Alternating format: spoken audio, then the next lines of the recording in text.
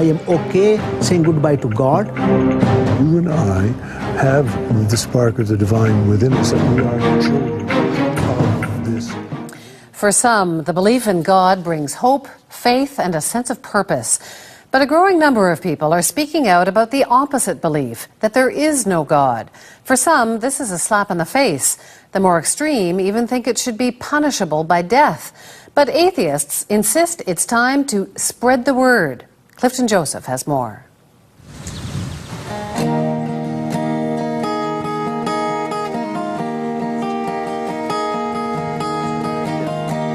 You and I, we came from the same world. There's a conversation going on right now.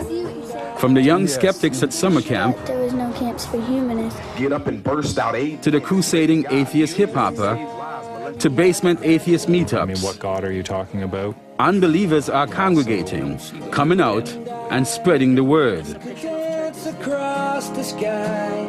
Now I spend all my time. I'm trying to save you. In meetings like this one in Whitby, Ontario, ex-Muslims, ex-Jews, and ex-Christians share their coming-out stories. Losing my religion was not something I did easily. It was one of the hardest things I did in my life. You know, I thought I might lose my family and friends. The fear of losing family and friends is real for the people in this basement room, who meet to share their common experiences and gain strength from each other as they come out. I would say that George Bush and Osama bin Laden prompted this conversation. If I tell people that I have left Islam, then I am a fair game to be killed. I am infinitely more happy as a committed atheist than I ever was as a disillusioned and doubting Christian. And in this room, I feel relief and comfort. Some people are calling this time in history the atheist moment. Others call it the atheist pushback.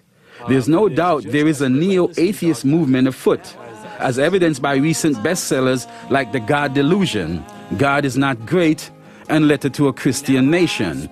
To the majority of North Americans, the writers of these books are heretics and pagans, but they're part of a growing trend to examine the big question about God's existence and the purpose of life and the role religion plays in our public sphere. Trying to save you.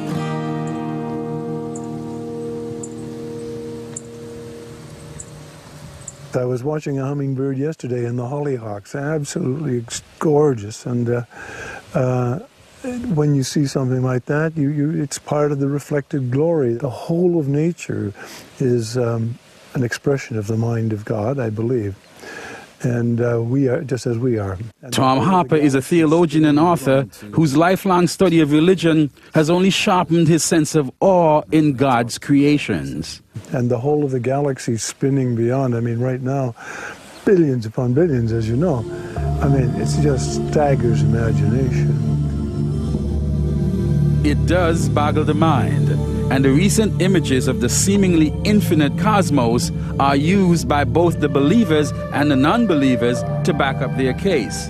The believers say, how could this heavenly scene happen by chance without an intelligent designer?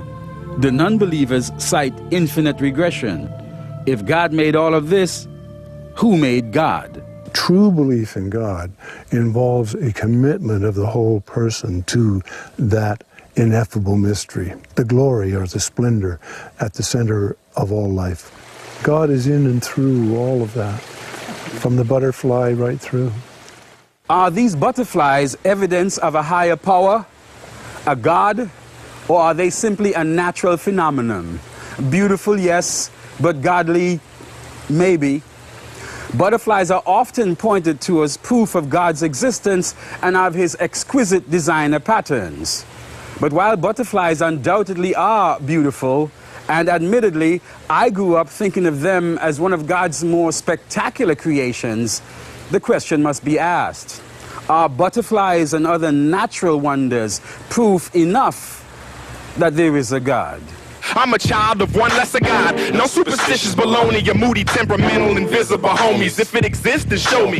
Eddie Collins, a.k.a. Graydon Square, doesn't think so. He's an ex-gang member from Compton, California, and he served his time in the war on terror in Iraq. Now, He's taking up the cause of atheism like a soldier in the army of the godless. Barry, how you doing? I'm honored, thank you. Yeah, well, I'm honored to meet you. It's going to be very interesting because you and I are both atheists. Atheists are coming out all over. And this is Metro Morning on the 16th of August, Thursday. I'm Andy Barry. Good morning. Coming up, we're going to meet a rapper who's spreading the word against a belief in God. Ever since I said that I was creating an album, I've been getting all sorts of hate mail by the thousands. Yeah. They'll leave you brainwashed, off, and lost like a pack of Mormons. Yeah. So you're accusing Mormons of being brainwashed. Absolutely. You're going on the attack. Absolutely. But then again, Graydon Square is ready to do battle, and he's taking his message to anyone who will listen. He says this battle between those who believe in God and those who do not will be the next clash of civilizations. I'm very passionate about what I do because religion is a disease. It has been, you know, since it was introduced into society by you know, power-hungry men who wanted to take advantage of people, who wanted a way to control. I mean, look at the way you control a populace these days. It doesn't take much. It takes two things: hope and fear. The hope for heaven, the fear of hell. That's it. Look how they indoctrinating these kids to believe in Santa Claus for adults. That's what it is. Graydon Square's relationship with God deteriorated within the last 2 years. So why is this born-again atheist so adamant that there is no God? And how does he know for sure? If you can provide me with evidence available to the five senses that there is a God, then I'll gravitate towards that. I will accept God as God. Unfortunately, there is no evidence available to the five senses. Not my sight, not my smell, not my sound, not my taste, not my touch. It just isn't there.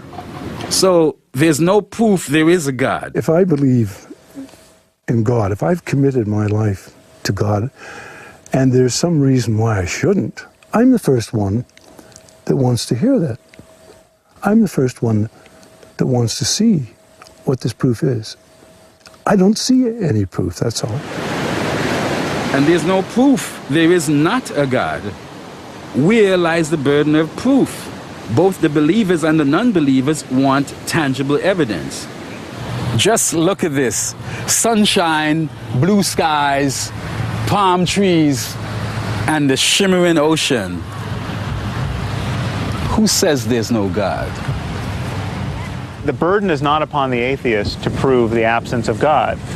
And all of us have managed to ignore Zeus and Apollo and thousands of other dead gods that are interred in this mass grave we call mythology. Here at Venice Beach in Los Angeles, California, City of Angels, Sam Harris says the matter of a belief in God is more than a philosophical argument. Religion, and especially leaving some religions, is downright dangerous. The crime of apostasy, the crime of disavowing Islam, is a killing offense, according to 40% of young British Muslims, ages 16 to 24. That's an extreme position. It's extremely dangerous. It's extremely stupid. So the polling results in the Muslim world are terrifying, and the polling results in the United States, in terms of Christian fundamentalism, are also quite depressing. 53% of Americans think the universe is 6,000 years old. That's mind-boggling. Sam Harris wrote his book, Letter to a Christian Nation, as a kind of warning to his God-fearing American brothers and sisters. Harris claimed all those people who climbed to their attics and then to their rooftops, praying all the while to be saved from the rising waters of Katrina, died talking to an imaginary friend. Still, Katrina survivors say it strengthened their faith in God. But why does it matter to people like Sam Harris whether people pray to God or not? It blocks us from creating a truly new and intellectually honest version of spirituality and ethics. There is no such thing as a spare embryo. Some are calling the current U.S. presidency a theocracy, especially when decisions like the ban on stem cell research are informed by religious beliefs. Every embryo is unique, and each of us started out our life this way. Here we have an ignoramus in chief, based explicitly upon his religious convictions, who is I think, without question, prolonging the misery of tens of millions of people. And he's doing it smugly and unselfconsciously, based entirely on what he believes about the human soul and the possibility that there are human souls in petri dishes. But Tom Harper, a moderate Christian, says let's not throw the baby out with the bathwater. The soul is what unites us as human beings. I believe the good news is that you and I have the spark of the divine within us, that we are children of this living presence, which is the very ground of all being. Here, boy. The spark of the divine is what Tom Harper explores in his latest book, Water into Wine. For him, the Bible is a metaphor. It's not to be taken literally. You see them, Lucy? But it's this moderate position that Harris says does a lot of damage. He is ignoring the fact that better than 50% of the American population right now is animated by a God who hates homosexuals and for whom abortion is the main problem and gay marriage is the main problem of the 21st century. A God who will whip up hurricanes and tsunamis to punish people. The God of the Bible is an angry, jealous God who objects to the worship of other gods and thinks that's a killing offense. Well, you know, it says in the Bible that the fool has said in his heart, there is no God. So no Godism is foolishness, according to the Bible. You could say the fool has said in his heart, there is no Zeus. You know, what is that? Does that single-handedly revive paganism? I don't think so. When we come back, can we be good without God? Do you believe in God? No. No. When I say I don't believe in God, they say, well, you should because God is great. Sometimes I tell my friends that I don't believe in God, and they say, well, if you don't believe in God, you're going to hell when you die. They're just like, you don't believe in God? How can you not believe in God? You can't be good without God. Most of us are given our belief in God as a birthright.